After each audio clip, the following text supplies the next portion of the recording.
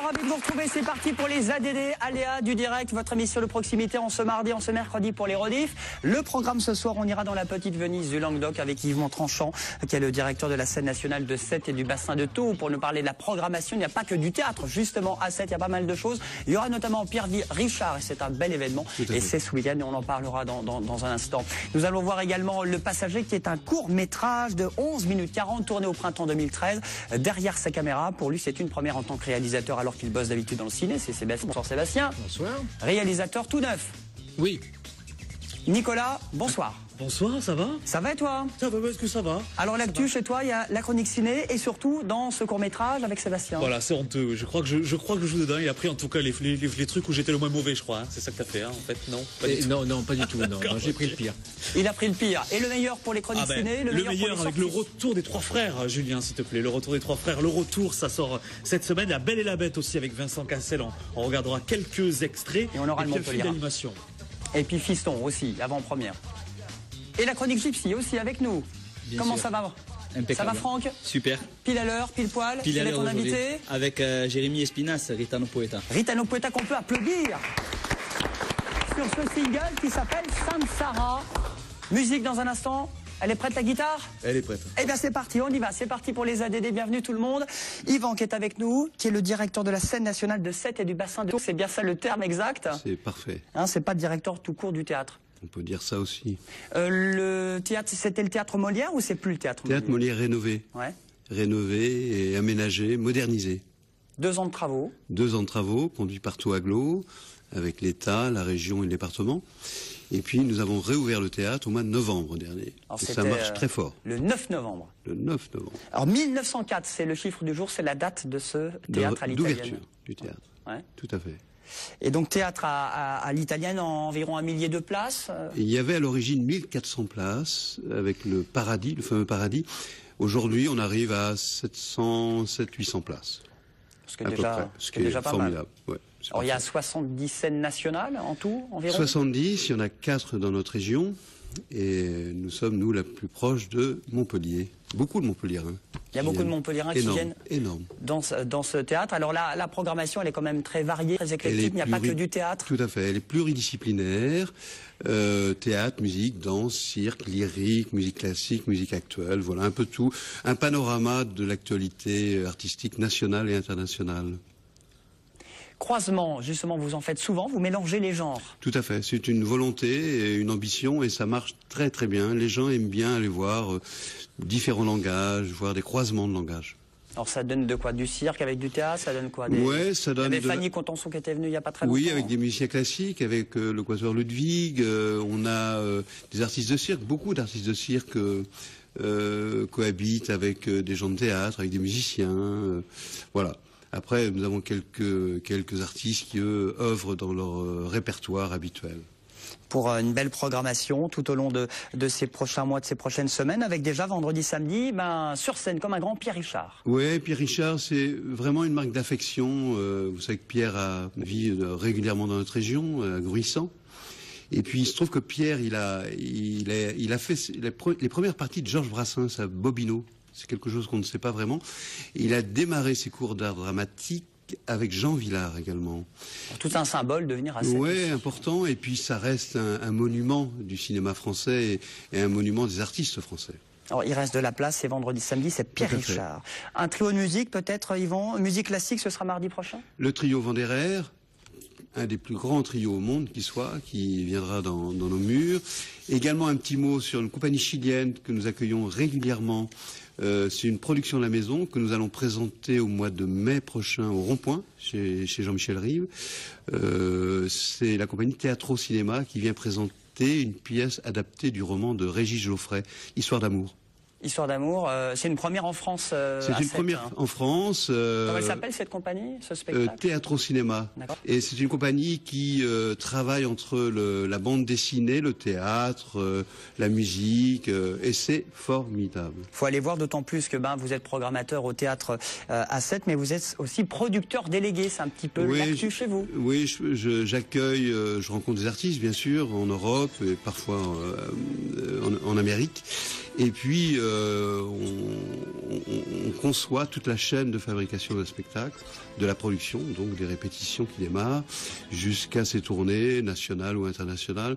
C'est le cas des Chiliens que j'accompagne depuis près de 20 ans. Donc là, Yvon, c'est avec toute votre équipe du théâtre de trouver les dates. On cherche les dates. Ouais. J'ai un bureau de production formidable qui travaille au montage des tournées en France et à l'étranger. Il y a une belle offre culturelle à Montpellier. Comment est-ce que vous arrivez à exister? Est-ce que vous voulez surprendre? Est-ce que vous voulez faire quelque chose de différent? On va être meilleur. Oui, c'est ça. Non, je blague. Non, on essaye d'être très complémentaires. Ouais. D'abord, nous sommes seule scène nationale de ce département, à proximité de Montpellier, et c'est vrai que notre façon de travailler, c'est-à-dire cette forme pluridisciplinaire qui permet à des gens de venir voir qui du théâtre, qui de la danse, qui de la musique, qui des arts croisés, fait que comme on ne trouve pas ça sur Montpellier, ou très rarement, où il y a de très gros outils de production, ça permet à des gens pas très loin de chez eux, on est à 20 minutes par voie rapide, de venir au théâtre, de grignoter, de regarder un spectacle, d'aller au resto après éventuellement. Et c'est vrai que nous avons beaucoup de Montpelliérains qui fréquentent la scène nationale, le théâtre Molière. C'est bien, hein, quelle que soit la saison. L'été, il y a beaucoup de touristes, beaucoup de Montpelliérains, mais l'hiver aussi, voilà. Mais c'est le principe d'une scène nationale. C'est-à-dire que le principe, c'est on travaille du mois de septembre-octobre jusqu'au mois de mai-juin, sauf pour cette saison de rentrée. Et ça permet aux gens, chaque semaine, de venir 1, 2, 3 fois voir qui du théâtre, qui de la danse, qui de la musique. Entre la scène nationale, le théâtre de poche et puis le théâtre de l'air, évidemment. L'été. A7, l'été. Le site internet, les prix, comment ça se passe? Oui, nous avons un site, je ne le connais plus comme ça. Merci Yvon. C'est sur Google. Ouais, voilà, on rattrape. Google. Vous allez voir. En tout cas, vous avez la brochure. Voilà, il se rattrape. Ne l'oubliez pas. Merci Yvon Tranchant, qu'on peut applaudir. Merci beaucoup pour la programmation du théâtre A7, scène nationale unique dans l'Hérault. On continue avec la chronique ciné, les sorties dans les salles du 34 pour demain.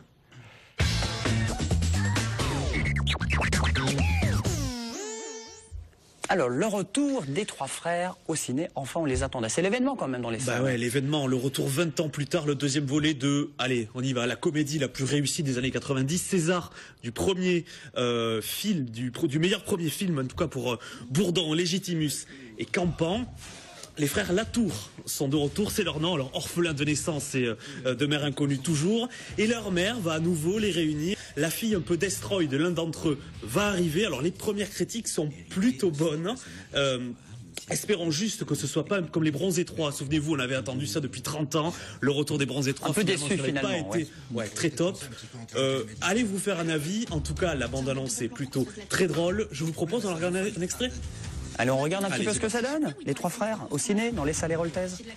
Enfin, dis quelque chose, c'est ta fille, toi. Non, mais Sarah, c'est vachement dangereux. C'est l'aspartame. Fais gaffe, n'en prends pas trop. Non, ça fait pas grossir. Je suis un être humain, je suis pas un animal. Bien là, ça suffit maintenant. Obéis. Péché. Sarah, où est-ce que tu as mis ce sachet de MDMA? Viens me faire le baobab. Eh ben, baobab, pour l'instant, c'est un bonsaï. Non, mais le mélange au plateau. Dani, c'est pas possible, hein, chérie? Oh, c'est pas grave, hein, c'est pas surprenant. Salope. Je vais vous dire ce qu'on fait là. On touche le fond. Oh, putain! C'est quoi ça? Bah, c'est chez moi. Non, c'est bon, je préfère dormir n'importe où. Ah bah, t'y es, hein. Putain, je le crois pas, vous êtes des refrains. Bah, oui. Les trois frères à voir dans les salles héroltaises. Autre sortie bientôt, mais l'avant-première c'est ce week-end à Montpellier. À ne pas rater, c'est vendredi à 20h et 21h15 au Gaumont Multiplex de Montpellier. Fiston avec Kev Adams. C'est l'histoire d'un jeune qui veut à tout prix séduire une très jolie fille. Ça fait très longtemps qu'il est dessus. Et du coup, là, il va se servir de tout ce qui est possible et inimaginable pour la séduire. C'est une comédie pour les ados, mais les adultes aussi vont s'éclater. Les enfants aussi, parce que Kev Adams, il est intergénérationnel. Avant-première. En présence de Kev Adams, s'il vous plaît. Il va y avoir la folie au Odysseum, ça c'est clair. 20h, 21h15 au multiplex, c'est ce vendredi. Et Kev Adams qui sera dans les salles du direct mardi prochain. Film d'animation, La Belle et la Bête également demain. La Belle et la Bête. Alors, film d'animation, pas vraiment. C'est surtout un film en chair et en os avec pas mal d'animation, évidemment, parce que c'est super beau esthétiquement. Christopher Gans, c'est le réalisateur. Il réunit Vincent Cassel et Léa Seydoux qu'on voit partout en ce moment. Énorme réussite esthétique, ça tout le monde le dit. C'est très très beau. On est loin par contre de Disney, là c'est plutôt pour les ados et les adultes. C'est un très beau film, l'un des films les plus attendus de l'année. Et figurez-vous que qui c'est qui chante le générique de ce film, c'est Yoann Frégé, le gagnant de The Voice. L'an Il dernier. est montpelliérain, The Voice 2, il est montpelliérain. Et je vous propose de l'écouter, Yoann Frégé. Le nouveau single, c'est Sauras-tu m'aimer. Donc la petite histoire, Sauras-tu m'aimer, c'est que c'est le générique de fin du plus gros film de l'année, de la plus grosse production, puisque c'est 37 millions d'euros, ça sortira le 12 février. C'est un film de Christophe Gans, qui est un des plus grands réalisateurs français, et c'est La Belle et la Bête, avec Vincent Cassel et Léa Seydoux. Et donc c'est arrivé à la fin du processus de mon album, et je sentais qu'il manquait encore un ou deux titres. Et en fait, la production, la directrice de communication, Sandra Ruedi, je voulais absolument que ça soit moi qui fasse la voix du générique de fin. Donc forcément, on peut que être honoré par une proposition comme ça. Et si j'ai accepté, au-delà du prestige que ça peut représenter, c'est un film déjà qui est magnifique. Il y a 90% d'images de synthèse dans ce film. J'ai jamais vu de la 3D moi à ce niveau-là en France, et vous verrez. Mais au-delà de ça, c'est parce que le message de La Belle et la Bête, c'est quelque chose qui est profond et qui me parle. C'est dépasser les différences, transcender les apparences pour s'aimer d'un amour pur, toutes les choses qu'on a dépassées pour aller vers autrui, de cœur à cœur et non pas de cerveau à cerveau. Donc cette chanson, Sauras-tu m'aimer, voilà, elle a été composée par Olivier, le réalisateur de mon album, écrite par François Velgreen. La petite histoire qui est super aussi, c'est que j'ai la chance de chanter le générique de fin aussi en anglais, donc pour l'exploitation du film dans le monde entier. Donc dans mon album, on retrouve du coup ces deux titres à la fin, en français et en anglais. Voilà, évidemment, le gagnant de The Voice, Yoann Frégé, toujours impressionnant lorsqu'il chante, Franck. Oui, donc il a ce petit problème pour s'exprimer, du bégaiement, et puis dès qu'il a ouvert la bouche et dès qu'il chante, c'est extraordinaire, c'est magique. Il a une voix extraordinaire, ce garçon. Et ça cartonne, son album qui est sorti en janvier dernier. Yvon Tranchant, une info à donner sur La Belle et la Bête à 7 ? On fait une adaptation théâtrale de La Belle et la Bête par Claude Bucheval, sans Cassel et sans Seydoux, bien évidemment, au mois de mai 2015. 2015, très bien, attention. 2015. Il peut avoir Los Niños de la Noche, Ritano Poeta, par contre, un chanteur version flamenco. Ça se marierait bien. Ouais. Ça ira bien, mélanger tout ça en plus, il a dit on mélange tous les genres. Au ciné, on y retourne, monsieur Peabody, pour terminer, une histoire de chien, c'est quoi Ouais, ça alors monsieur Peabody, c'est un chien, en plus de ça, il est super intelligent, j'ai tout noté, prix Nobel, champion olympique, chef cuisinier étoilé, c'est le top pour un chien, je sais pas si vous en connaissez. Il n'a pas les JO de Sochi, non, pas encore Je sais pas, en tout cas, c'est le haut niveau du chien, c'est le meilleur partout, il a relevé tous les défis, sauf celui, c'est super beau, d'être père. Et du coup, pour son fils adoptif, vous le voyez, il est super mignon d'ailleurs, ce chien à lunettes. Il a relevé tous les défis, et du coup, il va apprendre l'histoire à son fils. Et tout simplement, pour apprendre l'histoire à son fils, il va construire une machine à remonter le temps. Petit extrait de monsieur Peabody. Le plus grand des défis, quelle que soit la distance qui semble nous séparer. Au revoir, monsieur Peabody. Être père. George Washington, quelle sorte d'arbre a-t-il un jour coupé? George Washington n'a jamais coupé de cerisier. On invente ce genre de légende pour apprendre aux enfants à ne pas mentir. Voilà un jeune homme qui connaît bien l'histoire, hein, Penny? Monsieur Peabody, Sherman s'est bagarré aujourd'hui. Si les parents de la fillette te plaintent, je ferai en sorte que la garde de Sherman vous soit retirée définitivement. Qu'est-ce qui a pu provoquer ça? C'est elle m'a traité de chien. Ah oui. Qui est-ce qui vient dîner? Tu vas voir. Je vous préviens, Peabody, à partir du moment où il s'agit de ma fille, il n'y a rien qui compte davantage. Allô, oui, je suis dispo pour un sondage. D'abord, comment tu sais tous ces trucs sur George Washington? Tu me promets que tu parleras à personne de ce que je vais te montrer, d'accord? Il l'appelle le chronomate. Où est-ce que t'es allée avec? C'est pas où je suis allée, Penny. C'est quand? Où est Penny? En Égypte ancienne. Tu t'es servi du chronomate? C'est elle qui a insisté. Allons-y. Salut Penny, je suis la princesse Hatshepsut, la précieuse fleur du Nil. Si tu t'imagines que nous allons te laisser ici, c'est que tu es définitivement dans le Dénil. J'ai pas compris. Waouh!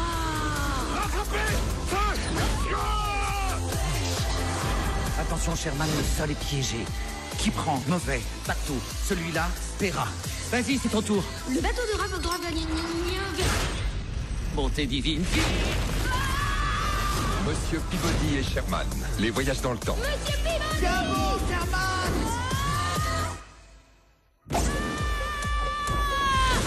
Eh bien, Sherman, c'est ce qu'on appelle filer comme un paix sur une toile cirée. Et Monsieur Peabody dans toutes les salles de la région. On a fait le tour des sorties ciné? Je crois que c'est bon, on a fait le tour. Je crois que c'est bon, on continue de parler. Toi, on a du dossier sur Le Passager, qui est un autre film. Alors c'est un court-métrage celui-là, de moins de 12 minutes, tourné au printemps 2013. Le montage est terminé, Sébastien? Le montage est terminé, l'étalonnage, le mixage, tout est terminé.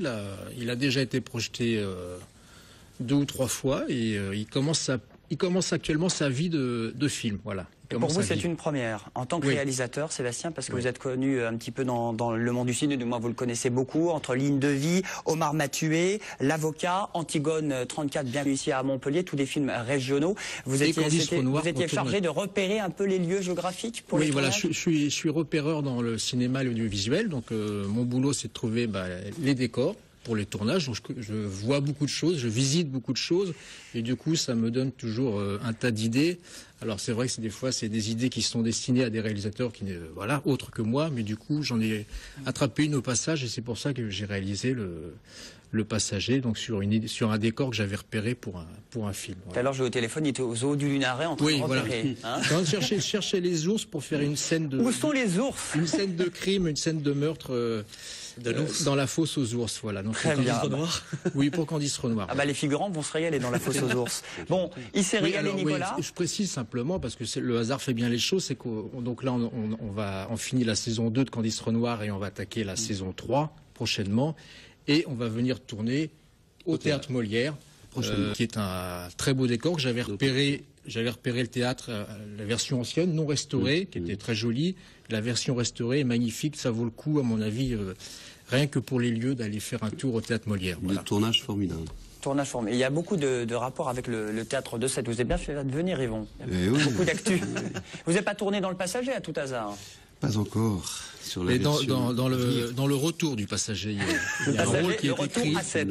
On le formulera. Oui, voilà. Ouais. Et là, c'est l'affaire de Nicolas qui fait les chroniques ciné. Puis il se trouve qu'effectivement, moi, je ne savais pas que Nico a des talents cachés. Où tu joues un handicapé déprimé dans ce long métrage. Comment vous êtes connu? Comment vous êtes rencontrés? On s'est connus au théâtre.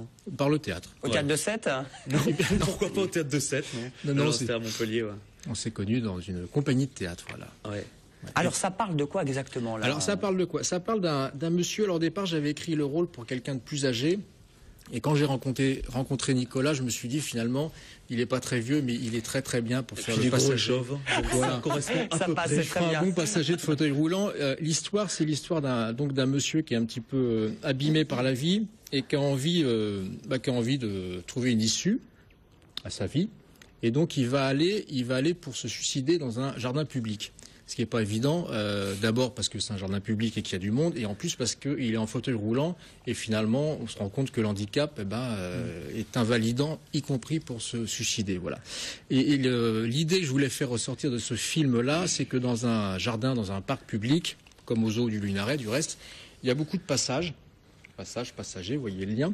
Il est lent, je vais noter. C'est pas mal, hein. On note, passager. Il y a beaucoup de gens qui se promènent dans les jardins publics et des gens qui... c'est vrai que le fauteuil roulant va créer des liens. Voilà, les gens vont plus facilement discuter avec quelqu'un qui est dans le fauteuil roulant, surtout s'il a l'air un petit peu déprimé, ce qui est souvent le cas de Nicolas.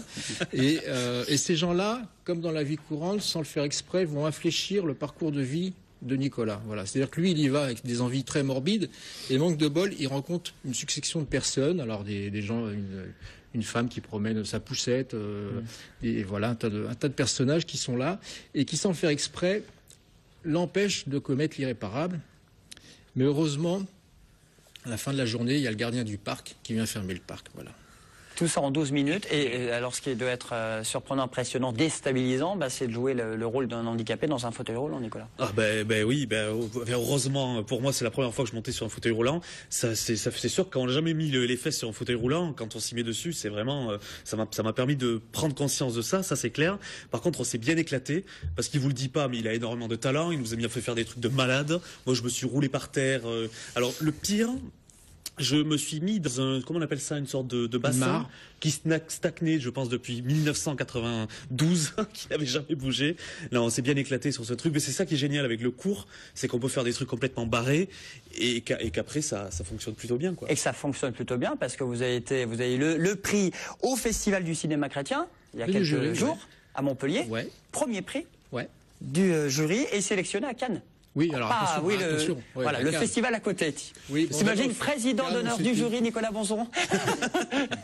Le prix du festival Entre deux marches, donc qui est le festival du court-métrage qui a lieu à Cannes pendant Cannes, et dont le thème cette année, coup de bol, c'est l'handicap. Donc je pense que ça nous a également aidé à être sélectionnés, mais ça leur a beaucoup plu, le côté, le côté un peu cynique de ce film. Donc on va aller à Cannes au mois de deuxième quinzaine de mai pour présenter le film. Cravate, nœud pape. Faut que j'achète un nœud pape. Voilà, c'est ça, j'ai sur la croisette. J'ai que ça à vous proposer. Tapis rouge. En plus, c'est la semaine du handicap, je le disais tout à l'heure à Sébastien. En Languedoc-Roussillon, c'est une première en France où 5000 collégiens du Sud sont sensibilisés. Je pense que c'est peut-être un film à présenter au préfet, qui est un préfet handicapé, qui est le préfet Parisot. Exactement. Tu le présenteras, Nicolas? Oui, pourquoi pas. En plus, il est très sympa, le préfet Parisot. Et c'est vrai que c'est super ce qu'ils ont fait à Grammont, où on peut tester les fauteuils, etc. On met un petit bandeau pour les jeunes, c'est vachement chouette. Ouais. Bonne chance à Cannes. Le film s'appelle Le Passager, c'est un court-métrage et c'est Sébastien Géraud. Merci beaucoup, Sébastien. On continue avec la chronique Gypsy sur TV Sud.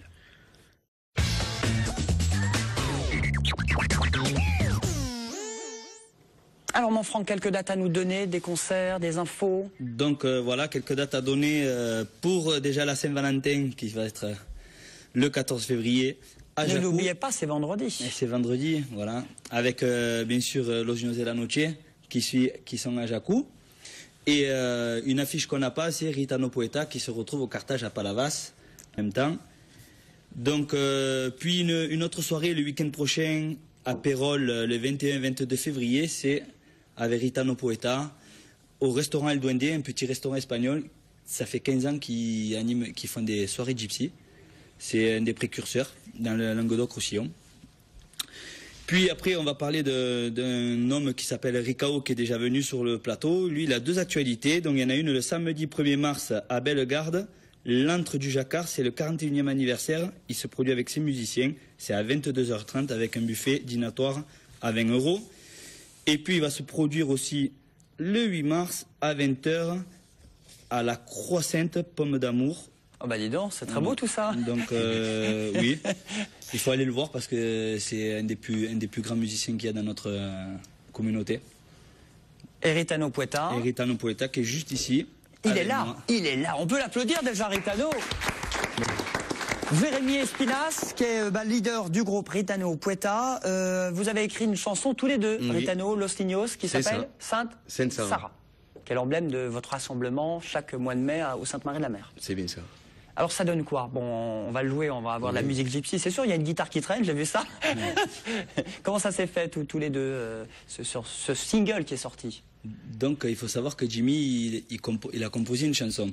Donc il se passe que dans notre communauté, il y a beaucoup de gitans qui ne sont plus catholiques et qui sont évangélistes. Donc ils oublient les traditions. Et ils font plus la religion que la tradition. Nous, avec Jimmy, il est évangéliste. Et moi, je suis catholique. Et donc, lui, il a laissé de côté la religion pour laisser place à la tradition, pour penser à nos familles, à nos anciens, qu'ils allaient au Sainte-Marie-de-la-Mer durant des années en roulotte.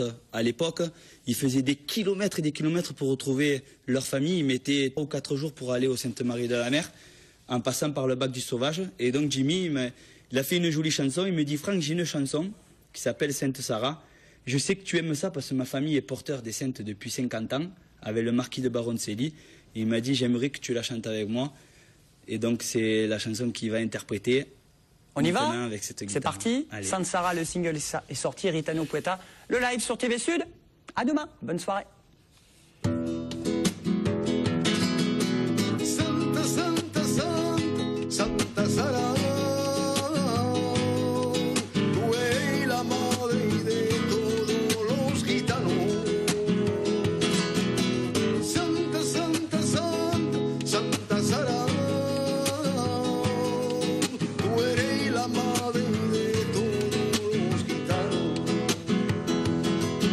Gitans du monde